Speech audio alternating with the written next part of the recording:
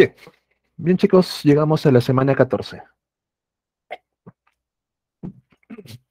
Esta semana nos toca ver lo que viene a ser el reino animal, características y sus usos. Muy aparte también vamos a ver lo que viene a ser la conservación y algunos animales que causan enfermedades.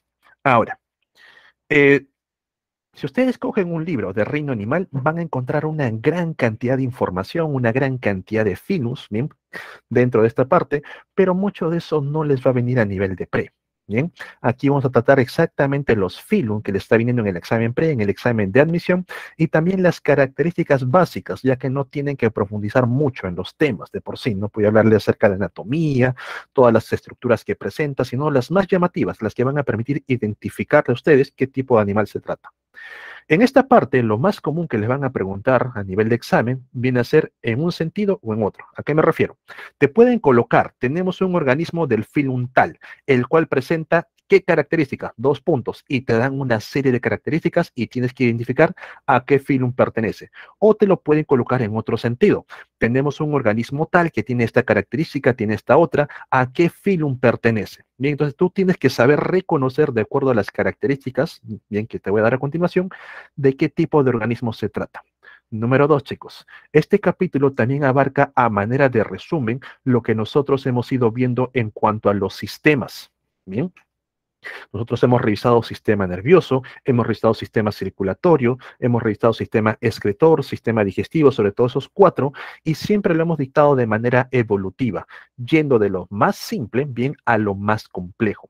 De igual manera lo vamos a ver aquí, vamos a ir de los organismos más simples a los más complejos y van a ir viendo cómo los sistemas también van cambiando. Bien, entonces, muy importante tener todo eso en cuenta al momento que vamos a estudiar este capítulo. Bien, entonces, número uno, iniciamos con las definiciones del reino animal. ¿Cómo se define a un animal en sí?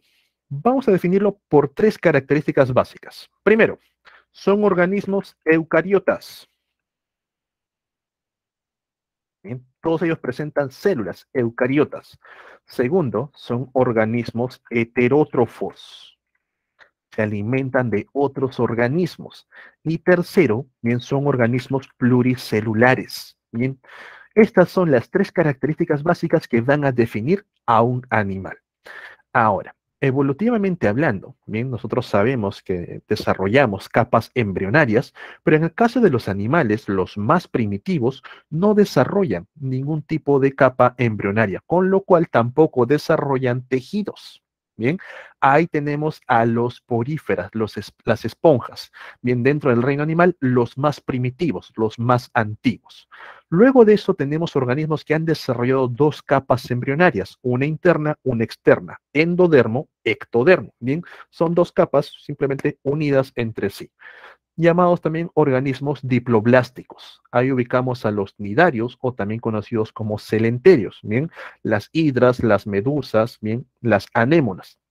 Y por último tenemos, por supuesto, a los triploblásticos, aquellos que desarrollan las tres capas embrionarias, endodermo, ectodermo y entre ambos el mesodermo. Bien, cuando aparece el mesodermo, como es la capa que se ubica en medio, a partir de esta capa se tienen que desarrollar otra serie de estructuras. Bien, y estas estructuras pueden estar adheridas al resto de los tejidos o pueden estar separados. Bien, es ahí donde los triploblásticos se van a diferenciar por el tipo de celoma que presentan. Profe, ¿qué cosa es un celoma? Cuando tú, por ejemplo, has ido a la pollería, ¿bien? O sea, donde venden pollo, y has visto cómo le sacan las tripas al pollo, o por ejemplo, cuando abren un pez, ¿has visto cómo le sacan también las tripas al pez? ¿Has tenido ese placer cuando has ido al mercado? ¿Bien? Simplemente abren al animal, meten la mano, sacan las tripas, igual con el pez.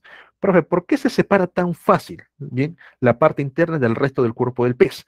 Porque estos organismos presentan celoma, son celomados. Los órganos están separados del resto de los tejidos, bien, por una membrana, una capa, que viene a ser el celoma. Hay organismos que no presentan celoma, son llamados los acelomados. En ellos, los órganos van a estar fusionados con el resto del cuerpo y no se pueden separar. Ahí tenemos el caso de los platelmintos, los gusanos nemerteos. Luego tenemos organismos pseudocelomados, un falso celoma. Los órganos están separados del resto del cuerpo, pero de por sí no hay una capa que los defina, no hay una membrana que los rodea, simplemente están separados. Ahí tenemos el caso de los rotíferos, bien, y principalmente a los nematodos. Y como te expliqué, en el caso de los celomados, los órganos están separados del resto del cuerpo, pero hay una membrana que lo rodea y lo define, bien, conocido como celoma. Los celomados vienen a partir de los anélidos, los moluscos, artrópodos, equinodermos, hemicordados y finalmente los más evolucionados, los cordados. Bien, entonces chicos, ubicarte bien por dónde te preguntan, si van por las capas embrionarias o si van por el tipo de celoma que presenta dicho organismo. Ahora sí, iniciamos con los filum. Vamos con el filum más básico, el filum porífera, también conocido como las esponjas de mar. Recordar, los poríferas, ni un solo tipo de tejidos. Los poríferas no desarrollan ningún tipo de sistema. Bien, no tienen nada de eso, ni sistema nervioso, ni sistema digestivo, excretor, nada. Bien, los poríferos, al momento que son analizados, parecen organismos más que pluricelulares, organismos colonia. Profe, ¿qué es eso? Que trabajan por grupos, viven juntos, pero trabajan por grupos. Bien, ahí nosotros vamos a encontrar distintos tipos de células. Una de estas se conoce como los porocitos, que son células que van a formar aperturas, bien, a través de las cuales ingresa el agua, bien, junto con las partículas alimenticias. Estas partículas van a ingresar a una cavidad interna conocida como el espongiocele. En dicha cavidad vamos a encontrar a otra célula llamada el coanocito, bien llamado así porque presenta un collar, de ahí el término de coano. Bien, una célula con una especie de collar, la cual atrapa estas partículas alimenticias y luego se lo envía a otra célula conocido como el amebocito, bien, para que no se olviden.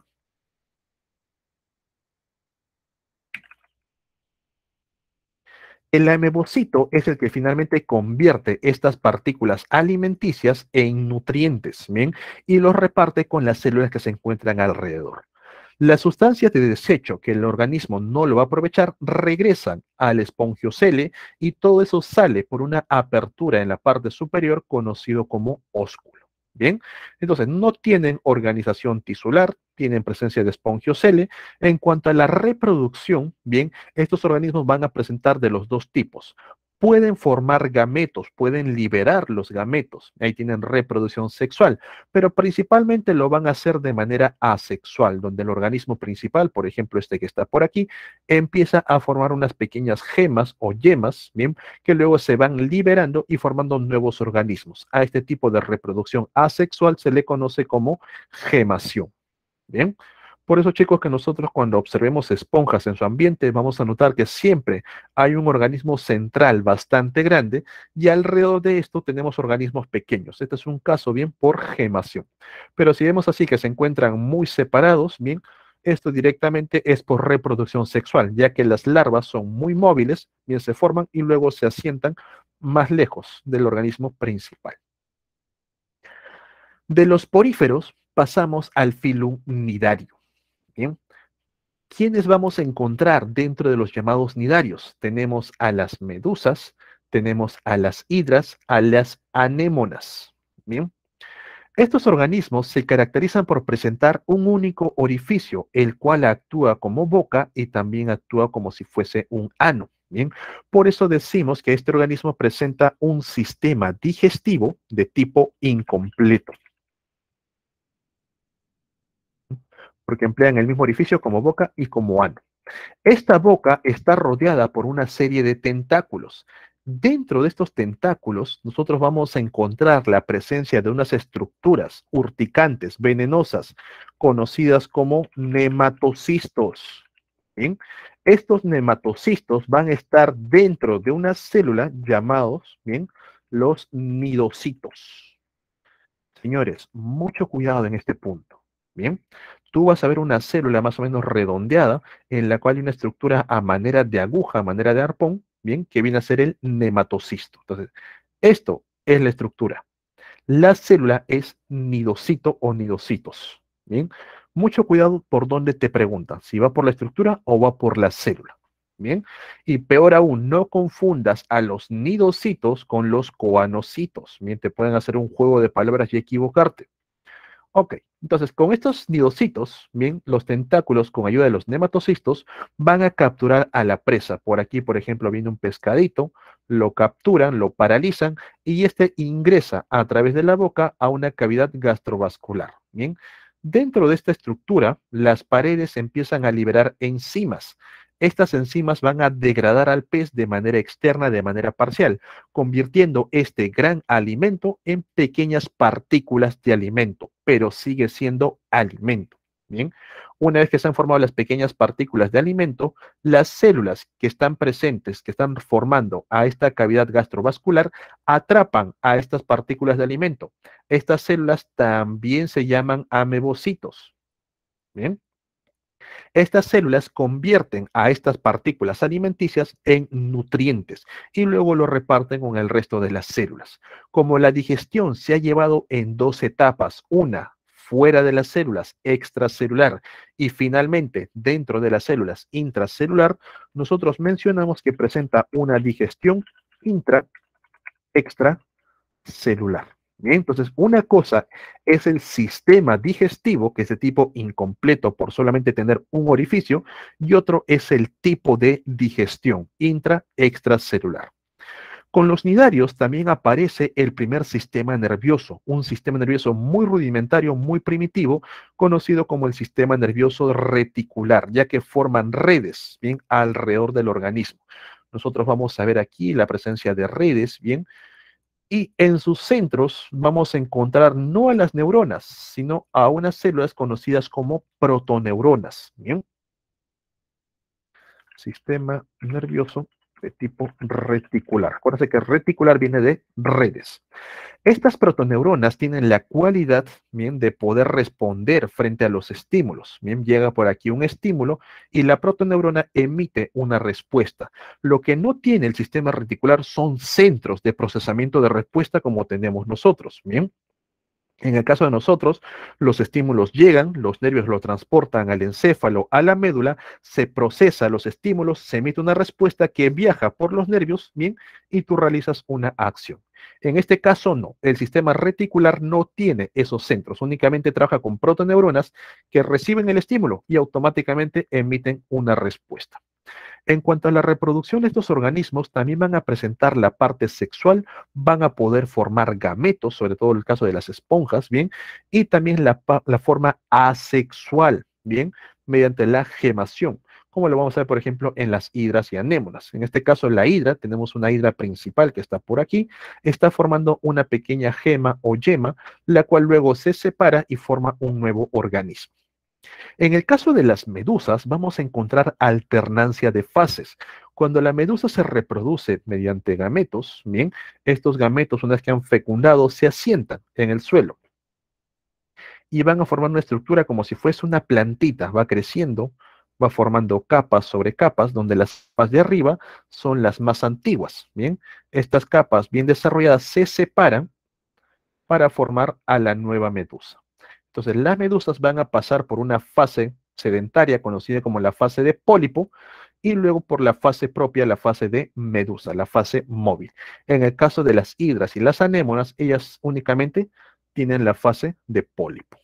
Bien, hasta aquí, chicos. ¿Alguna duda, alguna consulta? Los ropalios son estructuras que aparecen a nivel de lo que viene a ser la umbela, que es toda esta estructura a forma de paraguas, ¿bien?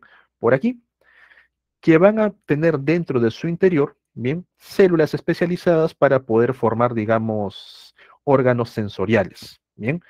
Aquí vamos a encontrar unas células que forman unas estructuras calcáreas llamadas estatolitos, bien, las cuales se van a ubicar en la parte inferior, bien, a favor de la gravedad, y le indican al animal cuál es arriba, cuál es abajo. Bien. Acá están los ropalios. ¿Todo claro? ¿Alguna otra duda, chicos? ¿Todo bien? Ok, seguimos evolucionando. Dentro del filo Unidaria Aparte de las medusas, hidras o anémonas, antiguamente estaban también los tenóforos. Bien, actualmente los tenóforos se han separado de los nidarios y han formado su propio filum, el filum tenófora. Profe, ¿por qué estaban antes junto con los tenóforos, los peines de mar? Porque muestran las mismas características. Bien, van a tener sistema digestivo incompleto, digestión intra-extracelular, tienen sistema nervioso reticular, bien, todo eso. Perdón. Bien. Pero los tenóforos, bien, son organismos que se van a desarrollar en las zonas donde no llega la luz, la zona afótica, bien. Recordad, chicos, que la luz a lo mucho llega a los 200 metros. Más allá de eso, de 200 metros de profundidad en adelante, ya es completamente oscuro. Ahí los encontramos.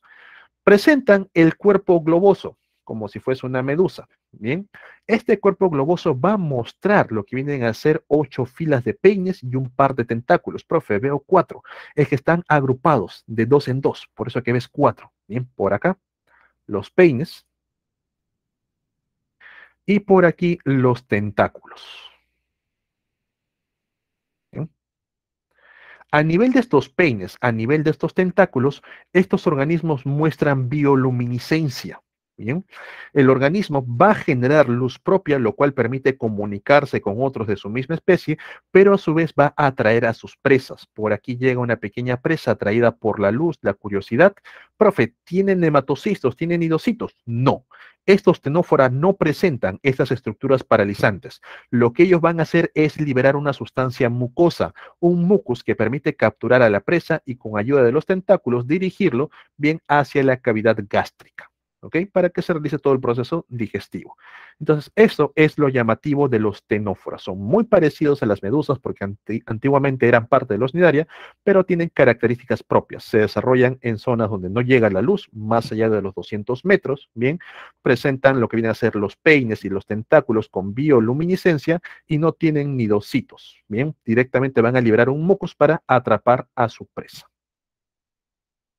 Luego de los tenófora tenemos a los platelmintos. ¿Qué significa platelmintos? El mintos es gusano. Bien, plati hace referencia a plano, son los gusanos aplanados. Bien, los platelmintos ya mostraron algunas características evolutivas muy notorias, pero veamos lo particular. Número uno, mantienen el sistema de tipo incompleto, ya que presentan un solo orificio que actúa como boca y como ano. A través de este orificio van a mostrar una faringe eversible, es una faringe que sale del cuerpo, captura el alimento y reingresa. Bien, el alimento cuando ingresa se va a dirigir a una cavidad gastrovascular o también llamado un intestino ramificado, donde se lleva la digestión en dos etapas, de manera extracelular y finalmente las paredes del intestino atrapan las partículas para finalizar el proceso intracelular. Bien, también tienen digestión intra-extracelular. Bien. Lo llamativo con los platelmintos es que evolucionaron el sistema nervioso, ¿bien? Ya no tienen protoneuronas, no tienen un sistema reticular, sino que aparece el sistema ganglionar.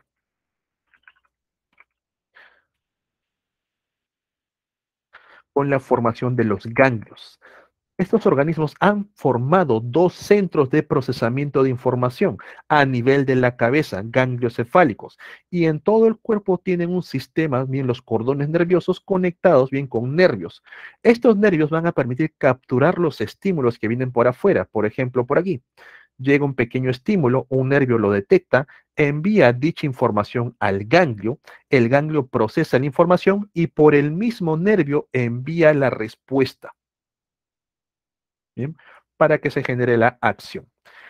El sistema nervioso ganglionar, que significaba un punto evolutivo clave por generar estos centros, en estos organismos todavía sigue siendo muy primitivo, ya que emplean el mismo nervio para recibir información y para emitir la respuesta, lo cual se entiende como que el organismo o sabe lo que está pasando o actúa en consecuencia. No puede hacer ambos a la vez. Bien, todavía está evolucionando.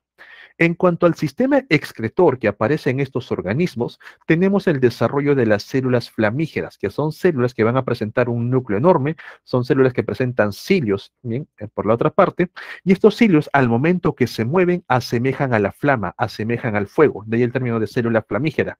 Dicho movimiento permite que las células que están alrededor puedan liberar las sustancias de desecho a los canales excretores para que finalmente salga a través de un poro excretor.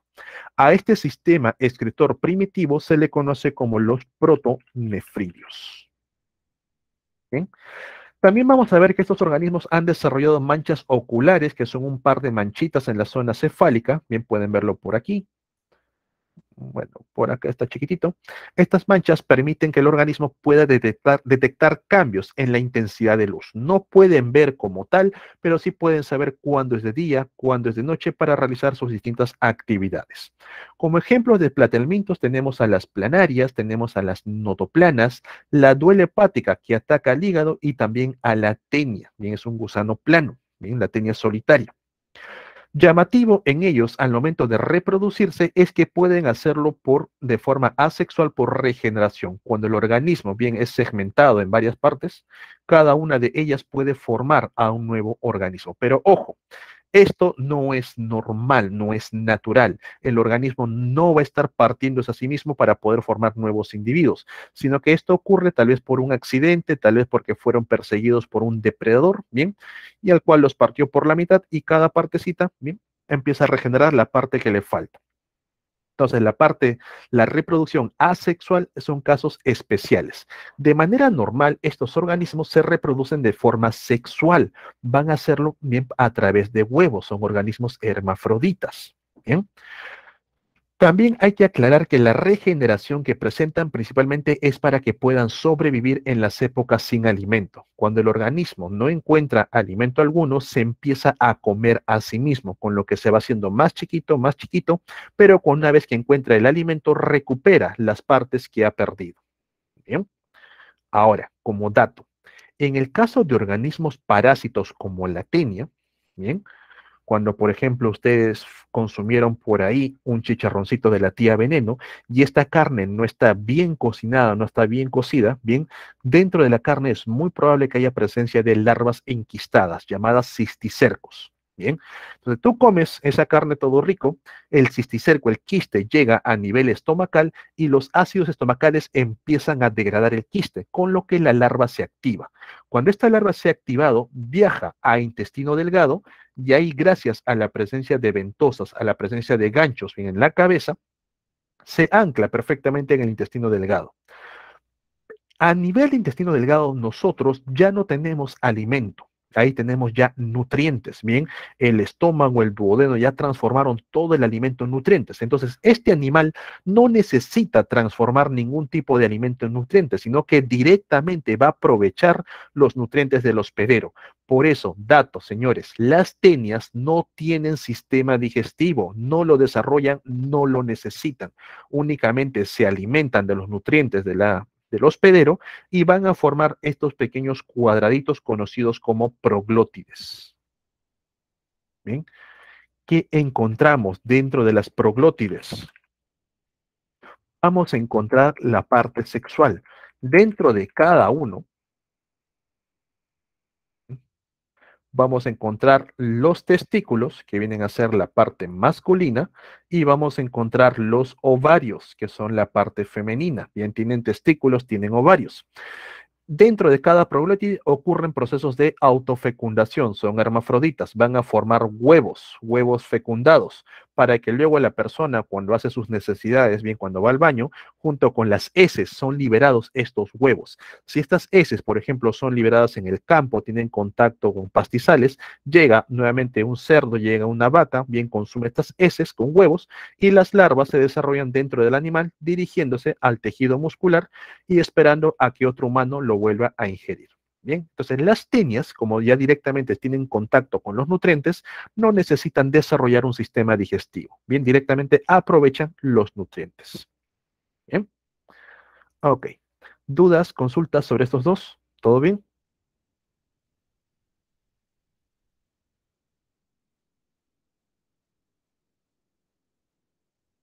¿Todo claro?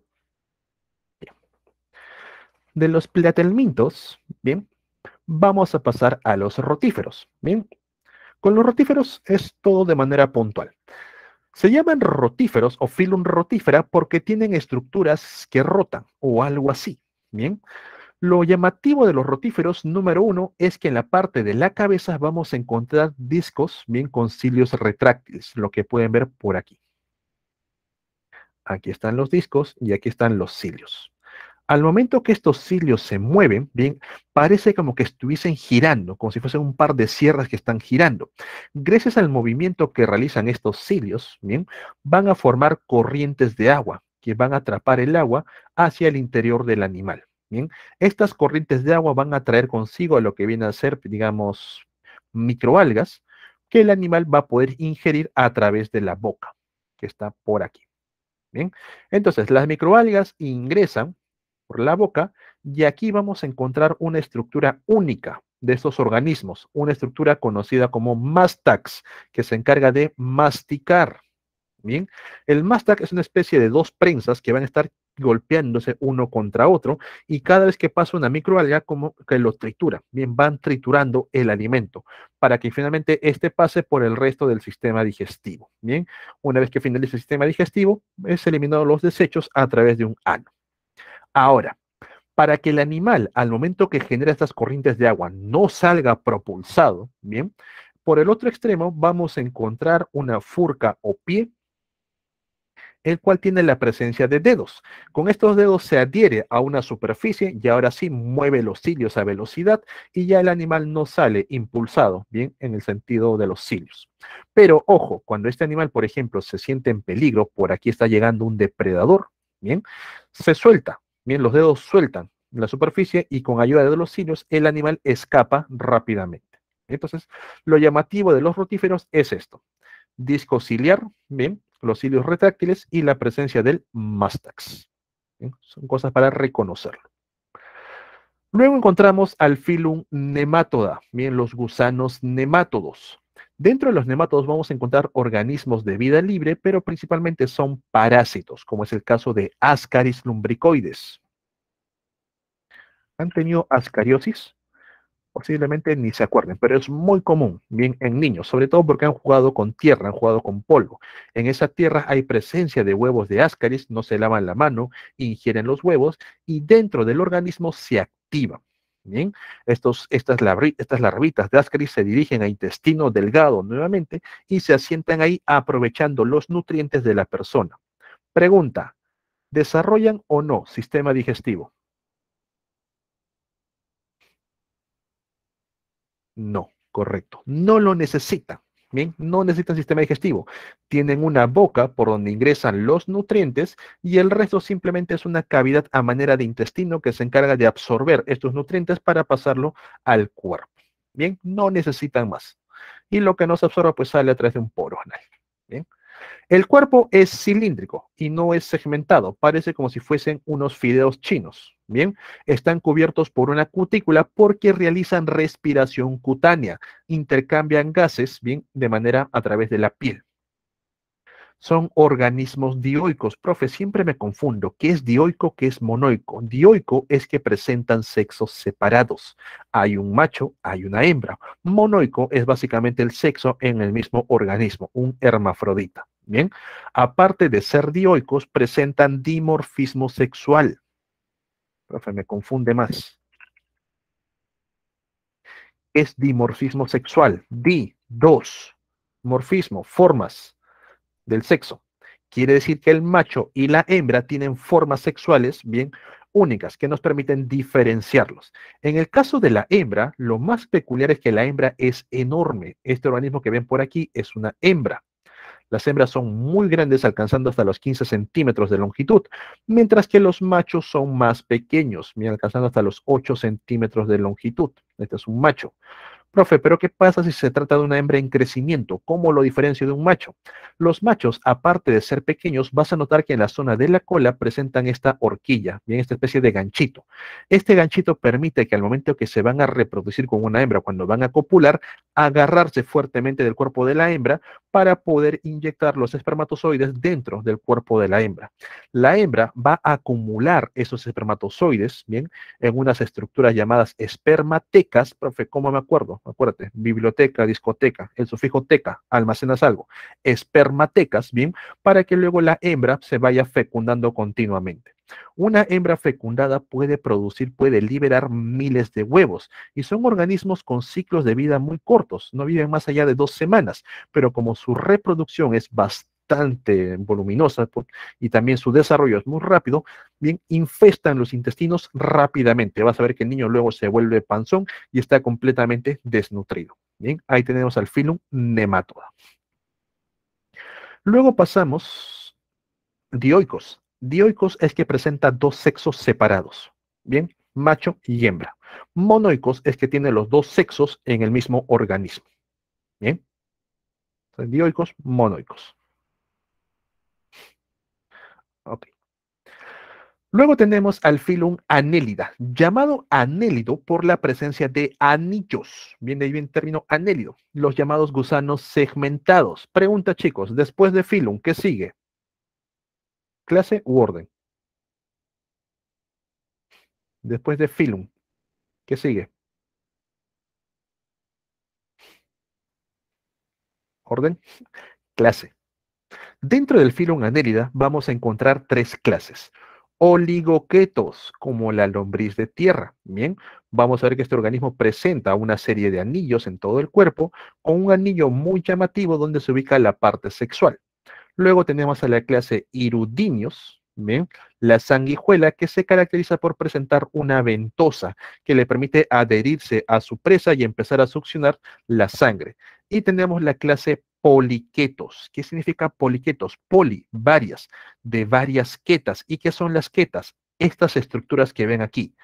Ninguno de estos gusanos desarrolla patas. Por si acaso, profe, pero ahí estoy viendo patas. No son patas, no son patas como nosotros que usamos para movernos, sino que es como la piel que se ha estirado y se ha endurecido, como una callosidad. A eso se le conoce como quetas, ¿bien? Y estos organismos emplean estas quetas para poder movilizarse. Entonces, no son patas, simplemente son quetas, los poliquetos, ¿bien? Cuerpo cilíndrico dividido en muchos segmentos iguales, lo cual es correcto. Voy a colocarlo más arriba, por acá. Bien. Estos organismos han desarrollado un sistema circulatorio de tipo cerrado. ¿Qué significa que sea cerrado? Estos organismos, bien, van a presentar sangre, van a presentar vasos sanguíneos.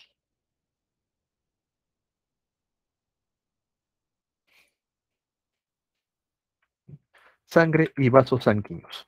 Tenemos organismos de vida libre o parásitos y también vamos a notar un proceso evolutivo distinto en cuanto a los ganglios. Bien, empiezan a evolucionar, empiezan a volverse más complejos. Número uno, a nivel cefálico, bien, van a formarse tres ganglios. Estos ganglios están rodeando la cavidad faríngea y la cavidad esofágica, forman el anillo circunesofágico. Bien, en el resto del cuerpo se van a formar también ganglios por pares. Entonces, ya no solamente va a haber centros de procesamiento de información en la cabeza, sino también en todo el cuerpo. Bien, algo muy importante para los seres vivos.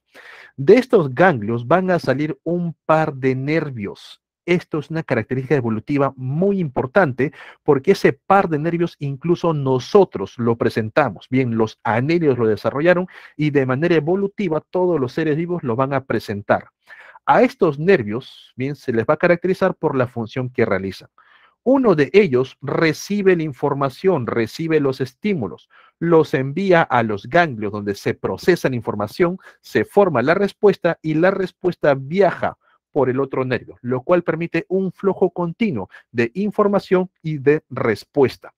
A estos nervios también se les conoce aquel que recibe la información, es un nervio aferente o también llamado sensitivo. Aquel que envía la respuesta es un nervio eferente o también conocido como nervio motor. ¿Bien? En cuanto al sistema excretor, estos organismos van a tener los llamados metanefridios. que son estructuras, bien, que van a presentar dentro de sí a los llamados nefrostomas. Bien, se los coloco por aquí. Recordando la clase, bien, son una especie de embudos en la parte interna del cuerpo que capturan el líquido, el celoma. Estos embudos están conectados con una serie de tubos rodeados por capilares sanguíneos que reabsorben lo que sirve, mientras lo que no sirve se va acumulando hasta que finalmente sale a través de un poro excretor. Bien, los metanefridos con sus nefrostomas. En cuanto a la reproducción, son organismos hermafroditas, bien, pero no se pueden fecundar a sí mismos. Tienen que realizar fecundación cruzada. ¿Cómo es eso, profe? Se junta un gusano con otro gusano, bien, yo te fecundo, luego tú me fecundas y ambos ya están fecundados para liberar los huevos. Eso es fecundación cruzada, bien, pero siguen siendo hermafroditas, tienen los dos sexos en el mismo organismo. Ok, ¿dudas, preguntas sobre esta parte, chicos? ¿Todo bien? Con el 5, 6 y 7, ¿sí? Ok. De los anélidos pasamos a los moluscos. Bien, los moluscos los vamos a separar en dos grupos. Aquellos que presentan una concha externa, bien, moluscos con concha como los caracoles, las almejas, y aquellos que no tienen una concha externa, sino que se ha interiorizado para formar una estructura conocida como pluma. Bien, los llamados cefalópodos. Bien, recuerda que dentro de ellos está la pluma. Profe, ¿cuál es la pluma? Sobre todo lo ves en los calamares. Si has cortado un calamar, bien, eso que le da la forma a la cabeza, sacan una especie de lámina gigante. Esa es la pluma. ¿Bien? Entonces, diferenciarlos en estos dos. Ahora, llamativo en ellos. En el caso de los moluscos que presentan concha externa, vamos a encontrar organismos carnívoros y organismos herbívoros. Los cefalópodos todos son carnívoros, ¿bien? Los carnívoros con concha externa, vamos a ver que presentan una estructura única en ellos, conocido como rádula, que es una especie de lengüita en cuya superficie tenemos una serie de picos, bien dientes quitinosos, ¿bien?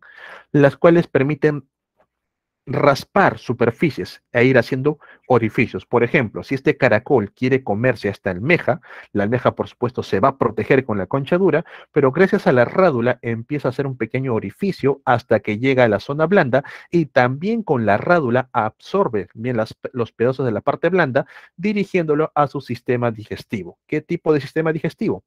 Tienen una boca, pasa por aquí, tienen presencia de buche por si acaso, llega al intestino, bien, van a presentar glándulas anexas, tienen la presencia de un hepatopáncreas, bien, finalmente llega al intestino y todo sale a través del ano, bien, un sistema digestivo de tipo completo, tiene boca, tiene ano, una digestión de tipo extracelular, todo es fuera de las células, bien. En cuanto al sistema nervioso, bien, el sistema ganglionar vuelve a evolucionar. Los ganglios ya no se encuentran repartidos por todo el cuerpo, sino que los ganglios se empiezan a volver más y más complejos y se agrupan en tres. Vamos a encontrar ganglios cerca de la cabeza, ganglios cerebroides, ganglios cerca al pie, el ganglio pedal, y ganglios en la zona de las vísceras, el ganglio visceral. Estos ganglios están conectados entre sí, pasan información entre todos ellos y le permiten al organismo saber qué ocurre en su medio, sobre todo en los cefalópodos, donde los ganglios son mucho más evolucionados que en aquellos que tienen la concha externa. Aquí también ubicamos a los tres ganglios a nivel de la cabeza, a nivel de las vísceras, controlando lo que vienen a ser los brazos y tentáculos y conectados entre sí. Tal es el punto de complejidad de estos ganglios que, por ejemplo, los pulpos, mediante los brazos, pueden detectar texturas, profe, eso es fácil, igual que nosotros, pero también pueden detectar colores, cosa que nosotros solamente lo hacemos a nivel de los ojos. Ellos, tocando la superficie, ya saben cómo es la textura, ya saben cuál es el color. Ahí el ganglio, bueno, en este caso se llama braquial, en este caso es pedal, es el mismo. Este ganglio braquial que controla los brazos pasa esa información a los otros dos ganglios y todo el cuerpo del pulpo cambia de forma, cambia de color, con lo que se mimetiza perfectamente. Bien, entonces por eso ustedes ven que el pulpo pasa por las superficies, no necesita ver de qué color se trata, simplemente sus brazos empiezan a sentir. De igual manera, si por ejemplo el pulpo se ve amenazado por aquí algo toca, bien, la zona de la cabeza, siente la presencia de un depredador, los brazos, junto con lo que viene a ser el sifón, se ponen en acción y el pulpo escapa, liberando lo que viene a ser un manto de tinta. Bien, entonces el sistema nervioso ganglionar se ha centrado en 3 ganglios principales y el resto vienen a ser nervios hacia todo el cuerpo. En el caso de los moluscos herbívoros, lo que nosotros vamos a notar es que presentan 2 sifones. Bien, un sifón inhalante, por donde ingresa el agua junto con el fitoplancton, y un sifón exhalante, donde sale el agua con los residuos. Cuando ingresa el agua con el fitoplancton por el sifón inhalante, este lo envía hacia las branquias. Bien, estas branquias son como una especie de plumitas. Estas branquias actúan como si fuesen unas mallas, bien, las cuales van a atrapar a las partículas alimenticias para luego dirigirlo a través de la boca al sistema digestivo. El sistema digestivo termina de procesarlo, sale a través del ano junto a los desechos que son expulsados por el sifón exhalante. Bien, estos organismos se consideran filtradores, todo el día están filtrando agua. Principales diferencias entre ambos grupos: el sistema circulatorio. A nivel del sistema circulatorio, bien, en el caso de los moluscos que presentan concha externa, es un sistema circulatorio de tipo abierto. Quiere decir que estos organismos presentan un líquido, bien, conocido como hemolinfa. Este líquido, bien, bombeado por el corazón, abandona los vasos conductores y sale a una cavidad donde están los órganos, conocido como hemocele. En esta cavidad del hemocele, el líquido baña los órganos, intercambia nutrientes, intercambia gases y luego regresa, ¿bien?, hacia lo que viene a ser el corazón, bien, gracias a la presencia de osteolos. En el caso de los cefalópodos, bien, aparte del pulpo que vamos a ver por aquí, estos organismos presentan un sistema circulatorio de tipo cerrado. Quiere decir que el líquido que circula en su interior se conoce como sangre, ¿bien? Y esta sangre viaja confinada, viaja adentro, jamás lo abandona, dentro de los llamados vasos sanguíneos. Y esa es la principal diferencia entre los moluscos con concha externa y los moluscos llamados cefalópodos. Aparte del pulpo, chicos, muy importante también como cultura, y por si te lo colocan por ahí con nombres, tenemos a la pota, que es una especie de calamar, bien, todos los calamares también son cefalópodos. Tenemos a las jibias, también conocidas como sepias. Bien, estos organismos también presentan dimorfismo sexual, también tenemos machos y hembras. Bien, en el caso de los pulpos, por ejemplo, para identificar a un macho, bien, los cefalópodos, tú vas a ver una línea que viene desde la cabeza y va por uno de los tentáculos. Esta línea se le conoce como el ectocotilo. Te lo coloco por aquí. Este ectocotilo permite, bien, que los machos puedan penetrar a la hembra y a través del ectocotilo viajen los espermatozoides para lograr la fecundación. Bien, la respiración, señores, ocurre a nivel de branquias en todos ellos, y lo que viene a ser el sistema excretor, estos organismos van a desarrollar los llamados nefrillos. Bien, todos.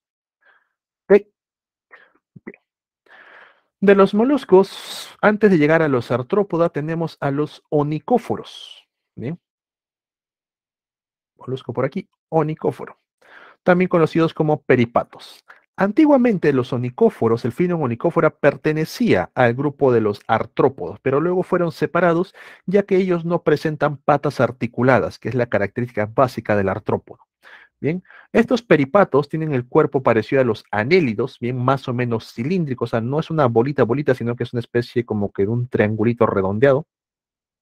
Bien, tienen segmentación interna, por dentro están formados por segmentos, presentan una fina cutícula que reviste todo el cuerpo, y lo más llamativo es esto: un par de patitas carnosas conocidas como lopopodios. Bien, dan ganas de agarrarlo, pero ten mucho cuidado, son organismos carnívoros. Bien, los que están observando por aquí, estos son sus antenas. Las estructuras que ven debajo de las antenas, bien, que están por acá, no son ojos, son un par de glándulas que van a utilizar para poder capturar a su presa. Aquí debajo se ubica lo que viene a ser la boca, bien. Profe, ¿dónde están los ojos? ¿En la punta de las antenas? No, los ojos están por acá. Bien. Aquí tenemos a un peripato. Entonces, ahí están las antenas, el par de glándulas en la boca y aquí, de negrito, si lo logras ver, ahí están los ojos. El organismo detecta a su presa, por ejemplo, un escarabajo, calcula la distancia, ¿bien? Y a través de estas glándulas libera un líquido viscoso que adhiere, bien que paraliza a la presa, simplemente no deja que se mueva. Luego, una vez que está paralizada la presa, simplemente se acerca y empieza a consumir. Bien, son organismos carnívoros. Bien, ¿dudas, preguntas sobre estos dos chicos? ¿Todo ok?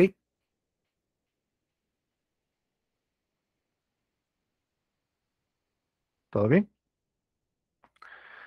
Ok.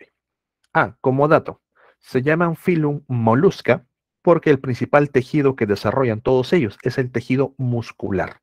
Bien, casi todo el cuerpo es músculo, de ahí el término molusca. Llegamos al filum artrópoda. ¿Por qué se llaman artrópoda? Porque presentan patas articuladas, artrópodos. Bien, profe, ¿qué es eso? Nosotros, por ejemplo, también tenemos bien, nuestras extremidades articuladas. Quiere decir que están formadas por varios segmentos, bien, algunos más largos, el antebrazo, el brazo, otros más pequeños, como las falanges de los dedos. Eso permite que podamos realizar, digamos, acciones más precisas. Imagínate, chicos, que tu brazo no tuviese un codo, que fuese un hueso completamente largo. Intenta rascarte la cabeza. Bien, sería muy complicado. Entonces, ahí viene el término artrópodo, bien, de patas articuladas.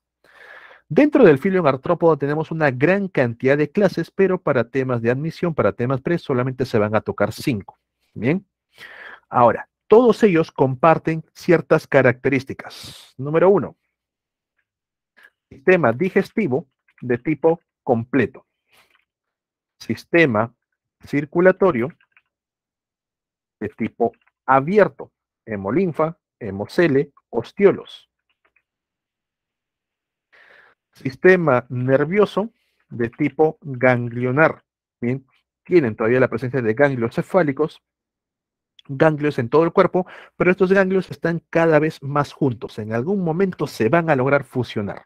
Bien, digestivo, circulatorio, nervioso, sí. Entonces, todo esto lo tienen en común. Bien. Cada clase va a presentar características propias que van a permitir que nosotros podamos saber a cuál pertenece. Bien, empezamos con la clase insecta. Bien, la llamada clase de los insectos. Pregunta, ¿cuántas patas tienen los insectos? ¿Cuántas patas presentan los insectos? 6, correcto. Presentan 3 pares de patas. Bien, voy a colocar como 3 pares de patas. A su vez, también van a presentar el cuerpo dividido en 3 segmentos, bien, lo que viene a ser la cabeza, el tórax y el abdomen. Las patas, chicos, siempre salen del tórax, bien, nunca del abdomen. Cualquier insecto que observen, van a notar que las patas siempre surgen del tórax. A su vez, estos insectos van a presentar 2 antenas, bien, y la mayoría va a tener la presencia de alas, pero también existen grupos de insectos que no presentan alas, bien. ¿Cuál es el prefijo de ala? ¿Alguien sabe? O algo más sencillo. ¿Con qué nombre conocen al dinosaurio que podía volar? ¿Cómo se llaman estos dinosaurios que podían volar? Y que en toda película de Jurassic Park han salido.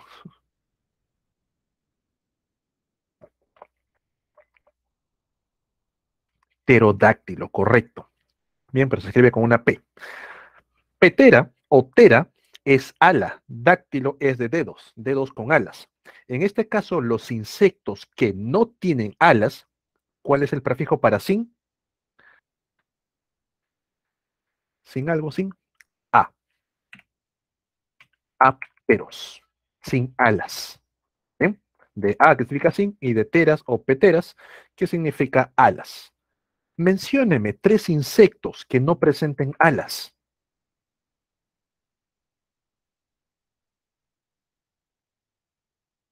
Hormigas, correcto.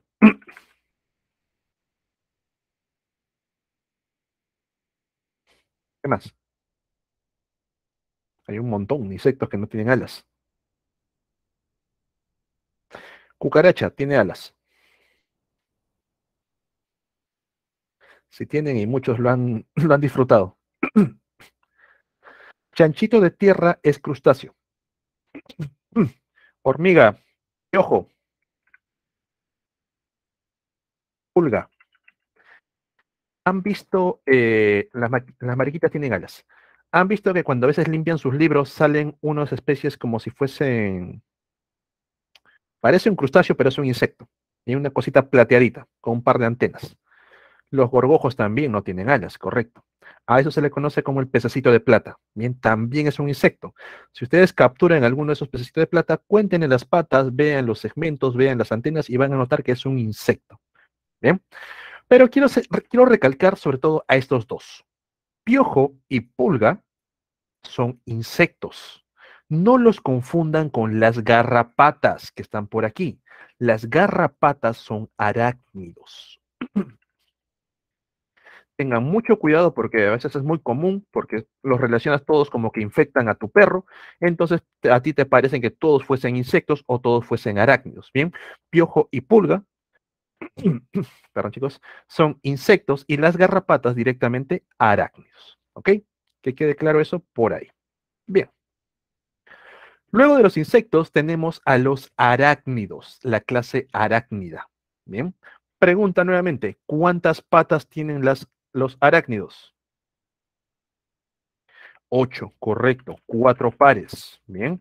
Van a presentar 4 pares de patas. El cuerpo dividido en 2 segmentos. Bien. Profe, ¿por qué en 2? Lo que viene a ser la cabeza se ha fusionado con el tórax, bien, formando una estructura llamada el cefalotórax, que está por aquí. Y el abdomen se mantiene como un segmento aparte. Como las patas siempre se unen a la zona del tórax, y en este caso el tórax está fusionado, ahora las patas están como parte del cefalotórax. Bien. Las arañas, ninguna de ellas presenta antenas, bien, y tampoco van a presentar alas. Bien. Profe, pero yo me acuerdo que he visto por ahí una foto de un escorpión con alas. No es un escorpión, es un insecto. Bien, es una especie de avispa de por sí. Bien, sigue siendo insecto. De por sí, chicos, de manera general, solamente los insectos desarrollan alas, el resto no. Bien. Ahora, dentro del grupo de los arácnidos tenemos, por ejemplo, las arañas, las tarántulas, las cuales no tienen un aparato masticador como tal, sino que a nivel de la parte bucal van a presentar un par de quelíceros. Estos quelíceros van a estar conectados sobre todo en las arañas con lo que viene a ser a glándulas de veneno. Ustedes han visto que las arañas pueden tejer una gran cantidad de redes, bien porque en la zona del abdomen tienen glándulas que van a liberar esta telaraña, y en esta telaraña quedan atrapadas algunas moscas, algunas polillas, algunos mosquitos, bien, sobre todo los mosquitos que dan cólera. Entonces, ¿qué hace la araña? Reconoce este insecto, bien, algo ha sido atrapado, y lo empieza a envolver, a formar un capullo. Profe, ¿por qué? Una vez que ha formado el capullo, la araña le pica al insecto, lo mata, lo paraliza, y a su vez libera enzimas digestivas para que dentro del capullo el insecto se vaya degradando. Bien, su presa se vaya degradando para formar un caldo nutritivo. Una vez que ha pasado un tiempo, la araña tiene hambre, va hacia ese capullo y empieza a succionar bien este caldo nutritivo para poder alimentarse. Bien. En el caso de las garrapatas a nivel del aparato bucal, este organismo presenta una modificación que al momento que pican, al momento que muerden, difícilmente se van a separar de la presa. Por eso hay que tener mucho cuidado al retirarle las garrapatas a nuestras mascotas, ¿bien? Porque si tú intentas jalar a la garrapata sin cuidado, lo único que logras separar del animal viene a ser al abdomen, el cual crece bastante grande, bastante notorio, pero la pequeña cabeza, bueno, el cefalotórax queda adherido bien al animal. Este cefalotórax puede desarrollar al resto de la estructura sin ningún problema. Bien. Por último, los escorpiones. En los escorpiones, esta parte de aquí viene a ser el cefalotórax, bien donde están unidas las patas, está la cabeza, mientras que el abdomen se ha modificado para formar una cola con un aguijón en la parte final. Este aguijón está conectado con una glándula de veneno. A su vez, los escorpiones han modificado las patas delanteras para formar unas pinzas o tenazas, bien, dependiendo del grado de toxicidad del veneno, las pinzas pueden ser delgadas o gruesas y es inversamente proporcional. Si el veneno es muy fuerte, es suficiente para matar a la presa en el acto, con lo cual las pinzas únicamente es para manipularlas para poder consumirlas. Pero si el veneno no es tan potente, las pinzas son gruesas para poder agarrar fuertemente a la presa, evitar que escape y le va inyectando varias dosis de veneno hasta que muere. Bien, ahí tenemos a la clase arácnida. Bien, chicos, son 11:55. Vamos a hacer una pausa por aquí. Tienen 15 minutos de receso hasta las 12:10. Bien, yo aprovecho en tomar la foto. 12:10 en punto, estamos continuando con la clase. Pausa por acá.